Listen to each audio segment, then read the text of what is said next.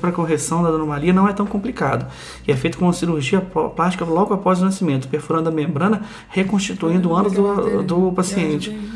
Gente, eu acho que o melhor podcast seria assim, só deixar ligando e a gente falando merda. Eu tô muito chocado. O que a gente já falou até agora? Taylor Swift, caga de cu. Começamos a ler isso aqui. Você falou da atriz pornô que mora no...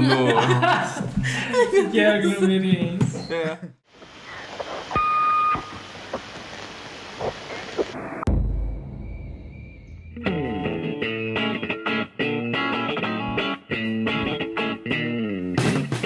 Meu nome é Laís Cerqueira, eu sinto saudade de quando as locadoras eram relevantes, do vinil do Balão Mágico e de poder andar de Maria Chiquinha sem ser julgado como adulta. Meu nome é Deco Porteira e eu acho o saudosismo uma coisa escrota. Acabou? Sim. Meu nome é Guilherme Madeira Martins e eu sinto falta do Mirk, do blogger.com, que eu adorava os blogs. E eu sinto falta de quando eu conseguia ver Vale a Pena Ver de Novo e emendar na sessão da tarde. Nossa. É uma criança de apartamento, né? Bateu forte, né? Bateu.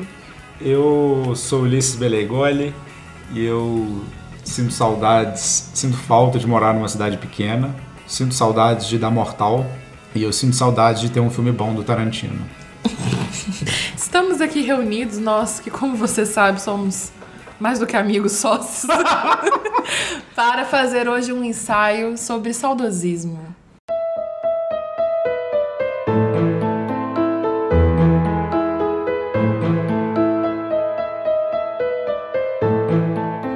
Eu não faço ideia de como a gente vai começar, você sabe? Eu começo. O saudosismo. Peraí, a gente tem que explicar para o nosso ouvinte de que essa proposta dos ensaios é o seguinte: nós quatro, a gente vem para a gravação do podcast sem saber o que os outros vão trazer de material. Isso. Então ele é um podcast sem pauta, cada um faz a sua pesquisa e cada um vai contribuir para o tema da maneira que achar relevante. E claro, a gente vai começar com o nosso intelectual, André Porteira, Deco Porteira. Obrigado. Saudosismo, para quem não sabe, foi um movimento estético literário com caráter nacionalista, ocorrido em Portugal no primeiro quarto do século XX. Ele termina, se não me engano, com Fernando Pessoa. E a gente hoje vai pegar todos esses autores e vamos fazer minuciosamente todas as obras, toda essa melancolia bonita de Portugal. Se nós tínhamos alguma credibilidade, ela acabou agora. Parabéns, Wikipédia e Deco, nessa parceria linda que vocês têm. Obrigado. Quem estiver fazendo o Enem ouvindo esse podcast. Deco, mas você quer contribuir? Você quer falar um pouco sobre saudosismo? Você já começou com uma frase quase polêmica. Então, porque, gente, o que é pra mim saudosismo? É sentir falta de coisa ruim. Eu sinto falta de fita VHS. Aquilo é horrível. Você tem Netflix, sinto falta de sessão da tarde. Já viu essa porra no YouTube, Guilherme? Tudo é melhor hoje. Dar mortal? Mas o problema, né? Você pode continuar dando mortal. Vai pra essas academias de... Esse povo fica correndo na rua. Como é que é o nome disso? CrossFit. Vai fazer... Gente, tudo é melhor agora. Mas então, eu acho que o ponto não é tipo... é melhor agora. Porque, de fato, Netflix, né?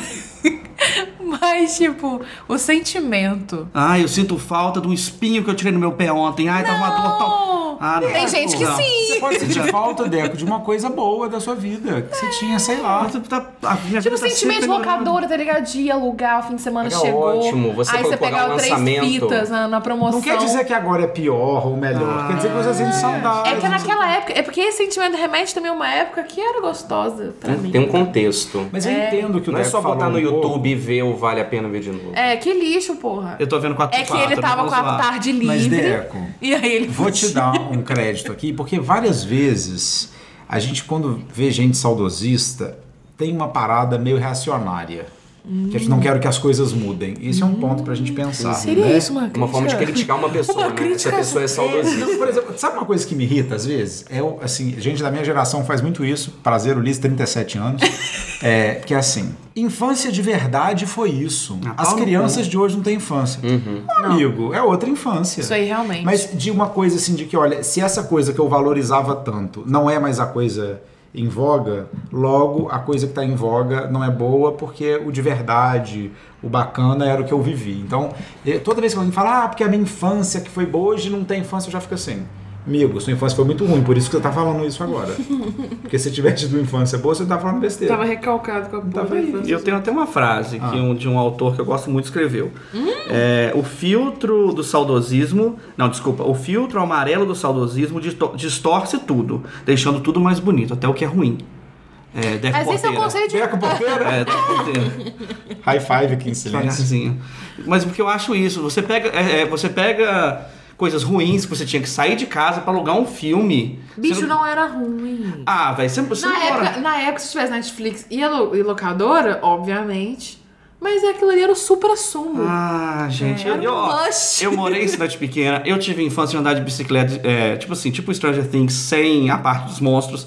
Eu alugava, cara... Tinha que alugar na sexta-feira pra ficar o final de semana. Se fosse lançamento, tinha que entregar no sábado. Olha a pressão. E pegar o lançamento no sábado era muito difícil. Olha a pressão. Você tinha que ter um horário pra chegar no... É igual comida. Você fica Você não tem saudade de nada da sua vida, assim, de uma coisa que rolava? Não. Você quer falar um pouco sobre isso? Então, mas eu acho... Terapia em grupo. Mas eu acho que as experiências melhoraram tanto. Eu fico vendo, eu vou quando eu morava em cidade pequena. Então quando eu vou pra cidade pequena, eu vou comer em algum lugar que eu comia quando era pequeno. Sempre fala assim, nossa, mudou muito, piorou muito. Tudo. Você vai comparar, tipo assim, mudou.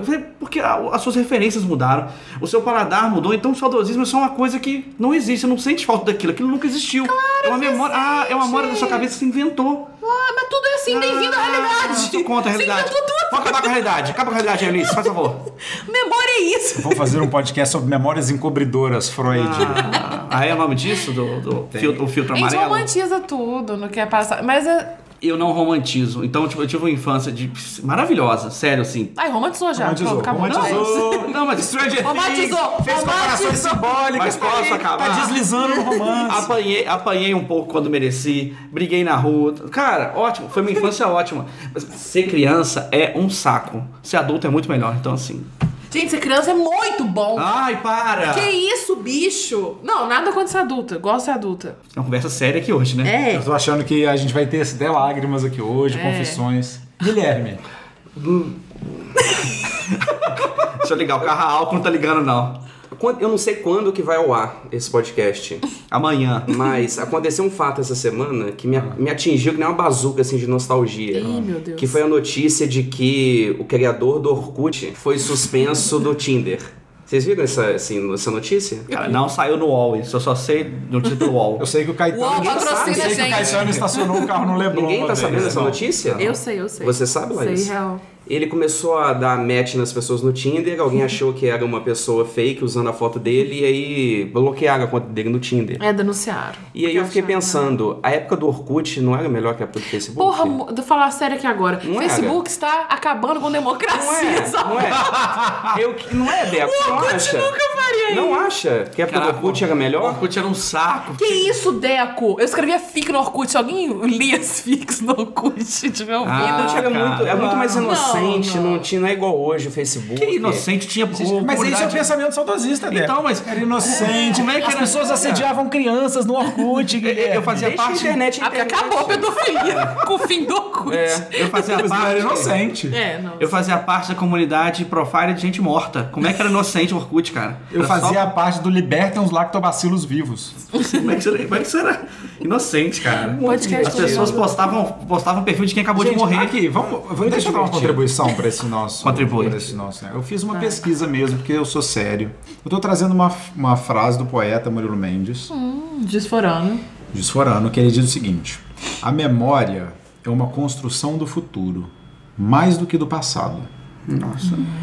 Que é uma... Entre as coisas do Murilo Mendes, que era uma pessoa ligada também às questões de memória e tudo, eu gosto dessa frase porque ela diz pra gente que essas coisas que a gente lembra, ou que a gente sente saudade, ou que a gente gosta de lembrar, enfim, talvez elas tenham mais a ver com o que a gente quer pra gente, na nossa vida, do que simplesmente com o que passou. Então, gosto disso, dele deslocar a memória do passado para o futuro, que quando a gente lembra, quando a gente sente saudades, não é meramente uma coisa que a gente está querendo ir para trás, que a gente pode estar querendo ir para frente de alguma maneira, a gente está projetando desejos, enfim. E vou trazer outros dados aqui. Olha só, essa pesquisa é a maior pesquisa já feita, de maior duração já feita em Harvard. Ela começou em 1938. Ela durou 76 anos, chama Study of Adult Development. estudo de desenvolvimento adulto, e hoje ela é comandada pelo Robert Waldinger, que é um psiquiatra, e ele coletou dados sobre homens americanos de Boston, de várias classes sociais, durante 76 anos. Ele não, né? Vários pesquisadores ao longo desse tempo.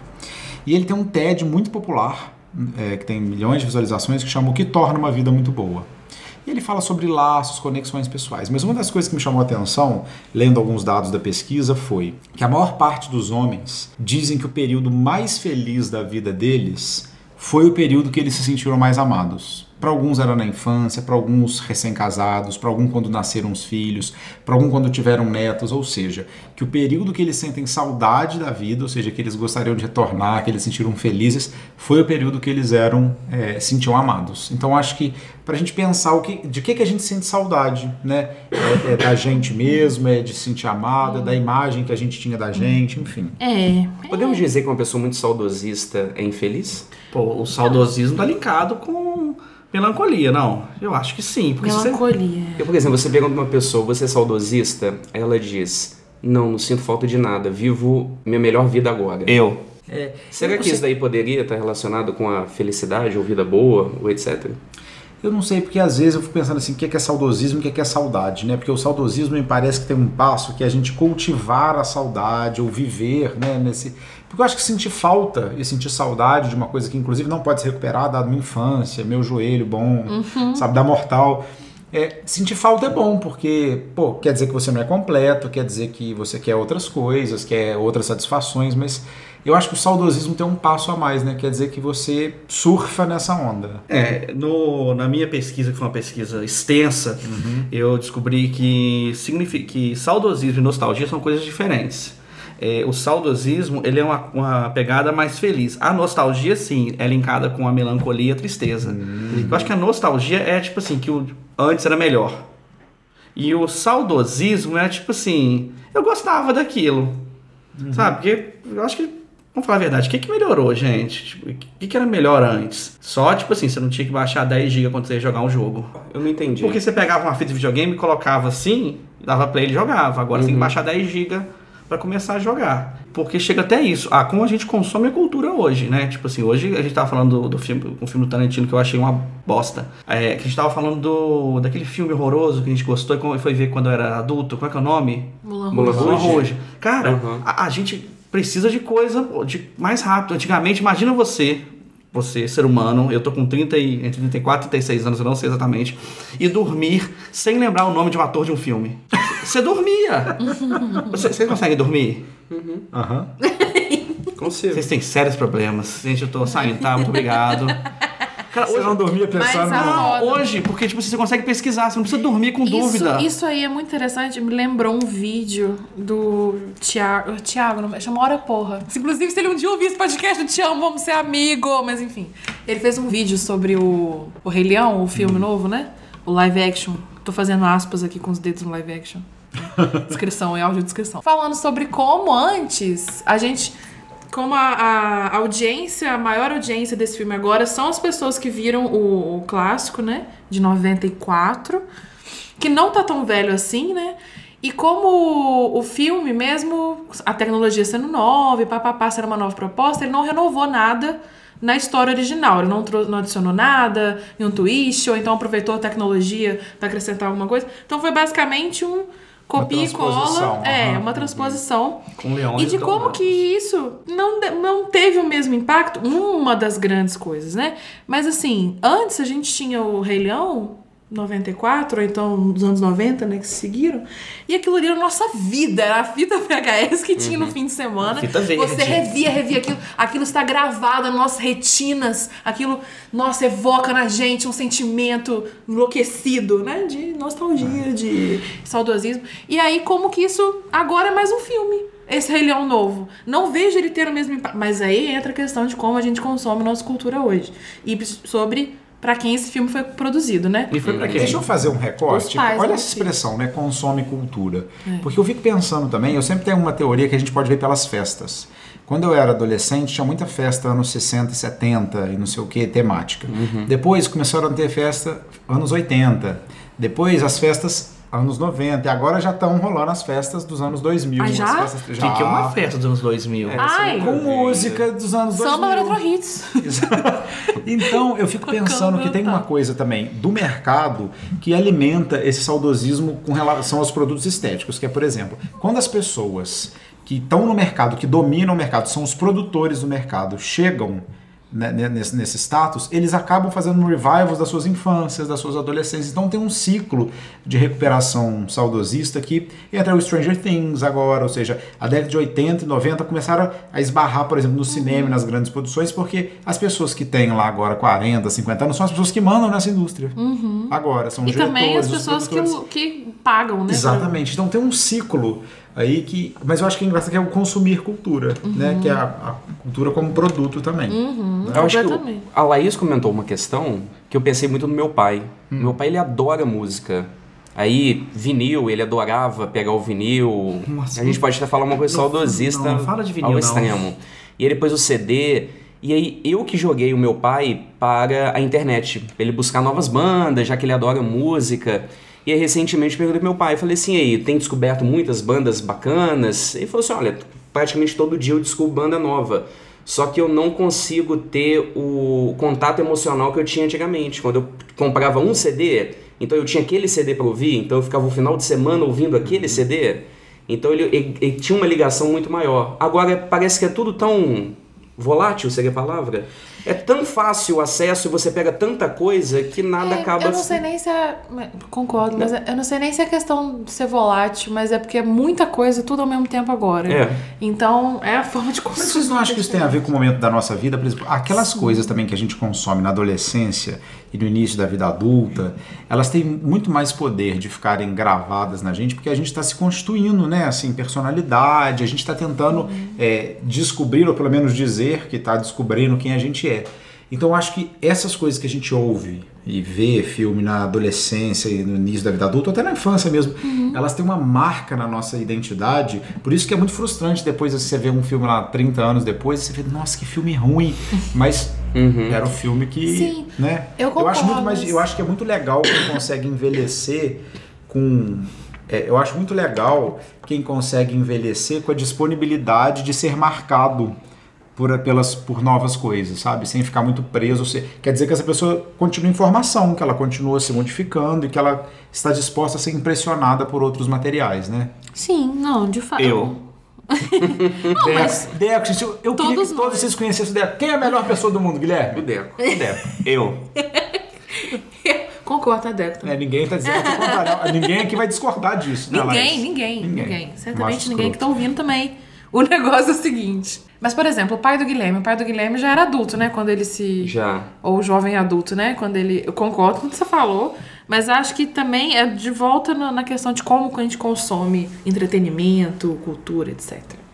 E foi isso uma das coisas, inclusive, carteirada acadêmica, que me fez estudar podcast, né? No meu mestrado. E aí o mote inicial era assim, por que nessa era, papapá, pipipi, era da convergência, Henry Jenkins, né? Nessa era de informações... Posso pular aqui essa parte? Graças a Deus. Que nessa era de informações tão rápidas e tudo assim, né? Enfim, tudo ao mesmo tempo agora, pessoas estavam se predispondo a ouvir conteúdos algumas vezes aprofundados, né? Como é o caso do podcast Storytelling, de RPG. Mas assim... uma pessoa que eu tô ouvindo aqui a gente agora, ela tá há quase 20 minutos ouvindo 4 pessoas conversar. Ela tem uma informação que ela quiser num clique. Por que ela se dispõe a ouvir um conteúdo longo, né? Relativamente longo, pelo tipo de coisa que a gente consome. Porque ela tá dirigindo. Muito provavelmente ela tá fazendo outra coisa agora. Exatamente. Então presta atenção no trânsito, então, caralho. Lava essa louça bem lavada. E organiza o escorredor, porque um escorredor desorganizado, cara, não. E pelo amor de Deus, vou fazer um pedido aqui, gente. Eu tava ouvindo um podcast ontem e o cara do podcast leu o e-mail e falou que um ouvinte transou ouvindo o podcast. Para essa porra e vai transar. Não quero ninguém transando ouvindo minha voz, hein? Pelo amor de Deus. Eu vou transar ouvindo a voz dele. Eu também. Às vezes eu até coloco uns áudios que você me manda, sabe, Débora? No WhatsApp. Vou mandar. Fala, não abre o portão da garagem aí, Ulisses. Durante 6 horas. Isso. Cara, às 6 horas ele foi muito generoso contigo. Vai estar no canal do Pharrell. Não, mas sim, as pessoas estão usando, porque, né, se só ouvir, você consegue fazer outras coisas ao mesmo tempo. Só que também demonstra interesse das pessoas por um conteúdo mais aprofundado. No caso de outros tipos de podcast, né? Esse aqui é mais uma conversa, a pessoa pode dirigir, pode coisar. Os de storytelling, por exemplo, a pessoa tem que se dedicar. Mas eu acho que o podcast não tem esse viés de consumir cultura rápido. Você não pode ler um artigo. Eu acho que o podcast tá aí pra você fazer uma outra coisa. Jogar videogame enquanto você ouve podcast. Depende dirigir, do. Então, transar enquanto você ouve podcast. Pra mim, o podcast só surgiu... A gente pode fazer um podcast de ASMR. Nós vamos falar isso agora. Tem que estar mais perto. Tem que falar perto da gente. Oi, tudo bem? Para de transar. Não, mas vocês não acham que a mídia podcast, ela tá fazendo tanto sucesso por causa disso? Hoje ninguém... É um saudosismo era do rádio? Então, sim, podcast Mas é essas rádio. pessoas Vai não tomar no viram cu, rádio. Não, amigo, o rádio e o podcast, a voz, a questão da voz, ela tem uma intimidade, ela tem uma proximidade com quem tá consumindo. E as rádios ganharam uma força enorme nos últimos anos. Mas eu acho que não é Jovem Pan, saudosismo, Band é News. redescoberta, reinvenção, mas as pessoas que ouvem podcast, às vezes nem ouviram rádio. Ah, eu posso... Sim. Não, Sim. mas o sentimento de familiaridade é o mesmo que a voz evoca. Posso usar minha carta Bolsonaro da... Pode. Tipo assim, a Laís fez um mestrado sobre podcast, mas eu acho que ela tá errada, porque eu acho. Podcast e rádio tem nada a ver. Mas eu não afirmei Gastei nada minha carta Eu não categoricamente. entendi a carta do Bolsonaro. Ele ia falar uma coisa que não faz sentido. Assim, Eu vou usar... Sem o mínimo de embasamento. Obrigado. Entendi. Eu vou usar Cada um tem minha direito a uma carta Bolsonaro. Eu vou tá, usar gente? minha carta anti-Bolsonaro. Tá. Que é o quê? A ciência é isso, né? Ela não é uma arte pétrea. Ela não tá ali, você não pode questionar. Você tem que questionar mesmo. Então me questione. Tudo bem. Nossa, gente, isso aqui, se o Sócrates estivesse aqui... Que coisa que eu sinto saudade, bater um papo com o Sócrates no Mercado Livre. E agora eu quero baixar o nível da conversa. Ai, que eu tô ódio. até com vergonha do que eu vou falar agora. Nossa senhora, deve Eu ser uma queria grande expressão. pedir só pro Ulisses recapitular as 3 coisas que ele sente saudade, ou é saudosista. Aí, Você quer falar do Você filme do lembra? Tarantino, é Eu quero isso? falar do filme Então fala do filme do Tarantino. Nossa, que mise-en-scène. Fala do filme do Tarantino. Você sente saudade de filme bom do É Tarantino? porque, e aí mais uma vez eu repito, eu não sei quando que vai ao ar esse podcast, mas se a gente fosse gravar esse mesmo programa em outro momento, a gente teria talvez outros pensamentos, falaria outras coisas. Mas agora, pensando sobre saudosismo, o que mais me apareceu durante a semana foi lendo sobre o filme Tarantino, e aí muitas pessoas falando, é um diretor saudosista, um diretor saudosista. E aí, independente se você gostou ou não do último filme dele, Era Uma Vez em Hollywood, esse saudosismo específico dele, de não necessariamente sentir falta de um período passado, mas sim você tentar revisitar o passado, mudar o passado, vocês gostam disso? Eu gosto muito. Eu gosto muito dessa brincadeira do Tarantino, assim... Vou matar o Hitler. Bastardos sim, Inglórios Vou foi matar o senhor da excelente. Casa Bastardos Inglórios Grande. Vou perfeito. brincar com o Charlie Manson. Eu acho legal. Assim, eu não sinto um saudosismo no sentido de reacionário, mas sim quase carinhoso, um saudosismo Tem carinhoso. uma brincadeira, né? Eu acho legal. Eu gosto muito dessa lógica do Tarantino. Eu só não gostei desse filme. É muito ruim, né? Era Uma Vez em Hollywood. O último. Tá aí, não vejam. Eu não vi Eu ainda. amei, eu não vi amei. ainda. Eu não vi ainda. Não, assim, não é um filme ruim, é um filme chato. É bobo. Sabe o que você pode fazer? Você quer ver o filme? Posso dar uma dica muito boa? O filme tem 2h20. Você vai com 1h40, entra no cinema. Vai ser um filme maravilhoso. Vai ser um filme maravilhoso. 1h40. Dá tempo de você, levar o filho no parquinho. Você pode ver várias propagandas antes. O Guilherme está balançando a cabeça negativamente. Gente, Audiodescrição. Audiodescrição. Aqui, a gente podia ter um som pra virar o olho. Que eu dei umas Essa é duas uma viradas boa. de olho quando o Guilherme falou que eu queria fazer um. Essa é uma boa mesmo. Traduzir. Tá bom, vamos criar um som. No próximo podcast haverá um som pra virar o olho. Que a Laís vai adicionar no. Isso. Põe no meu cu. Então, A Laís vai ter que trabalhar com isso aí.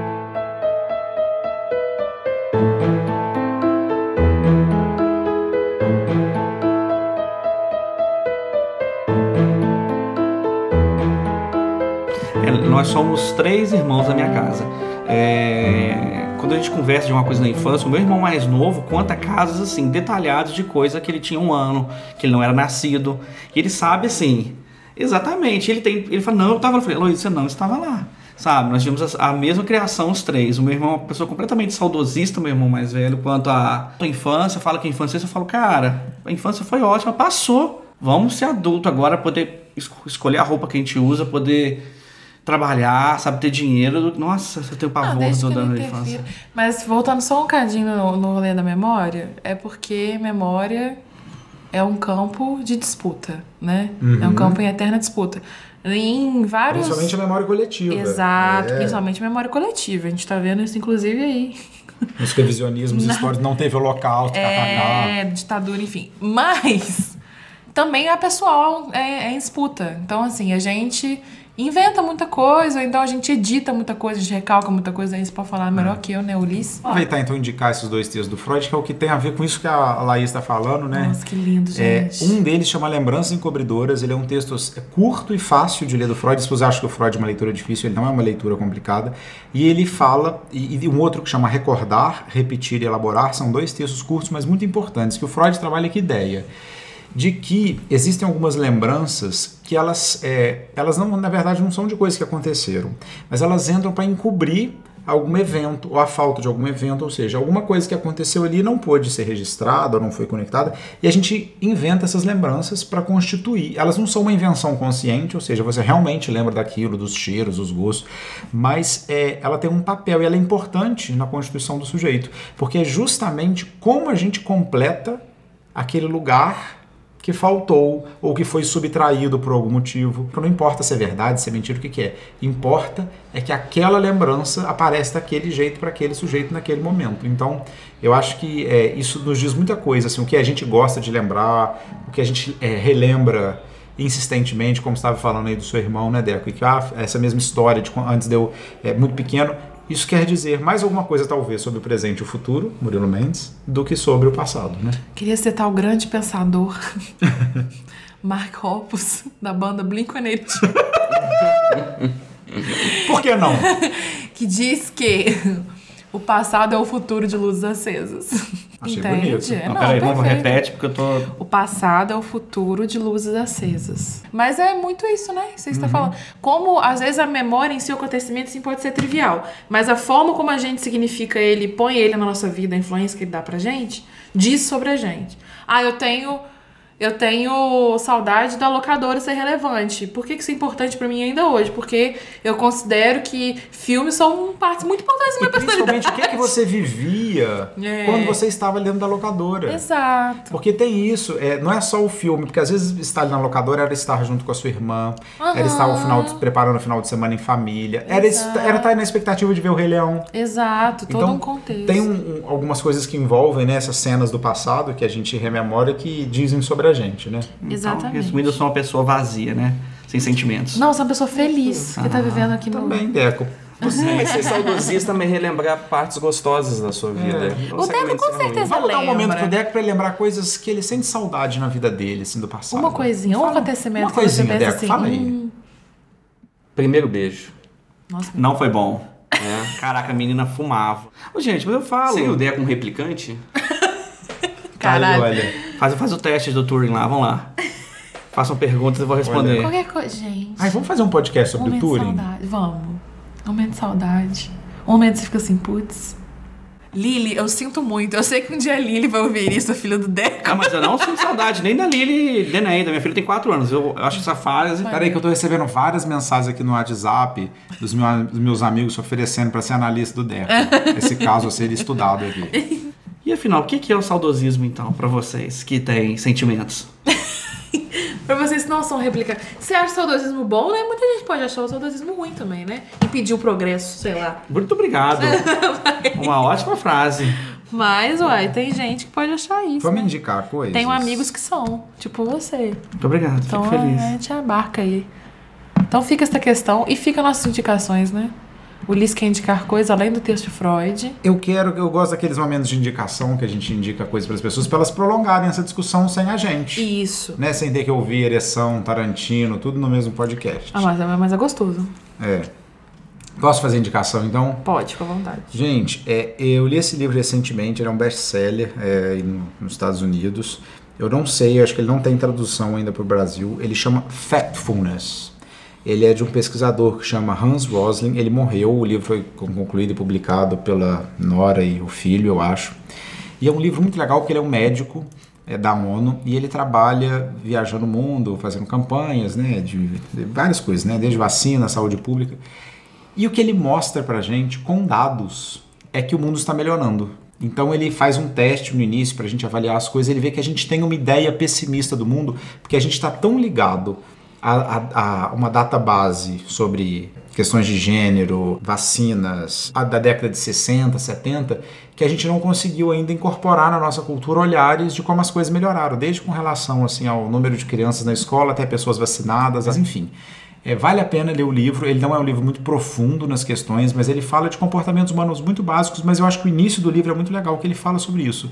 O que ele chama do factfulness? É a gente, para os fatos, a gente tentar olhar para os fatos para ver o que melhorou, o que piorou, e não a gente ficar ligado às nossas imagens, às nossas crenças, às nossas lembranças encobridoras sobre o que é a realidade do mundo. Então chama Factfulness, do Hans Rosling. Eu vou fazer uma defesa aqui aos androids, e aos androids sem sentimentos, tá? Eu vou pedir pra todo mundo jogar Detroit Become Human no PlayStation 4, tá? Então, assim, por favor, vamos. Fiquei muito triste, mandei muito mal, nossa, fiz escolhas ruins, queria falar sobre isso um dia. Vamos libertar os androids, gente.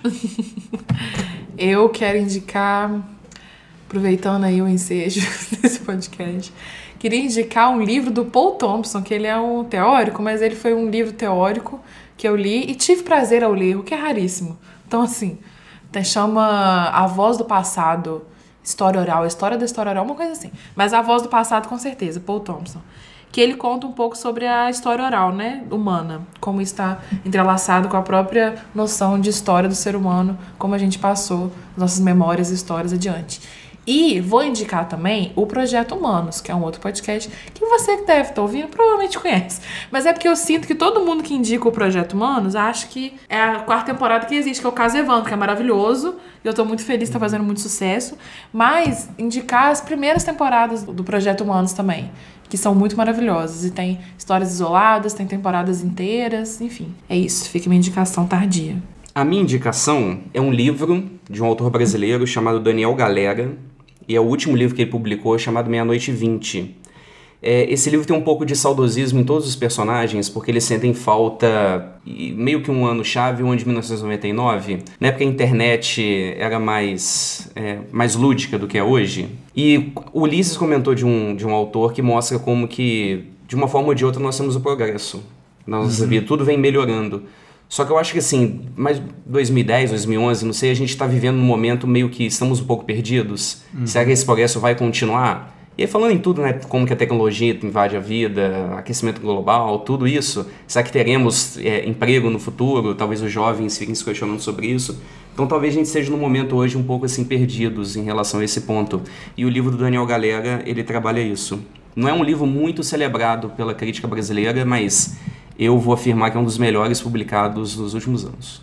Nossa, amei. Muito legal, já fiquei com vontade de ler. Sim. Então, famigerado, é isso. Minha professora Marcinha Falabella iria me matar se me visse encerrando alguma coisa. Porque isso é uma ótima maneira de terminar as coisas. Marcinha, se um dia eu ouvisse, desculpa, não tem problema não, dá pra cortar esse negócio. E não vai ficar também. A Laís tá batendo copo, gente, na mesa, tá me irritando. É SMR. Tá. É assim, ó. É pra dar um sentimento de veracidade à pessoa que tá ouvindo. E no próximo podcast a gente vai estar comendo favos de mel perto do microfone. Já estamos com saudades desse podcast desde já. Oh. Cara, então fica assim então, vou marcar um chopp.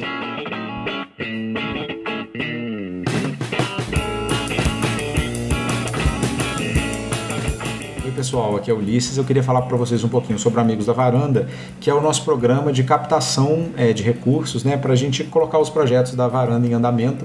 Se você quiser saber mais, é só entrar lá no nosso site, tem uma aba Amigos da Varanda, e para você fazer parte, né, os nossos programas vão desde pequenos incentivos até você poder, e você ganha recompensas, né, os livros, as peças, e você também pode até inclusive participar de algumas reuniões da Varanda, escolher para que projeto vai a sua contribuição, enfim. Conheça o Amigos da Varanda.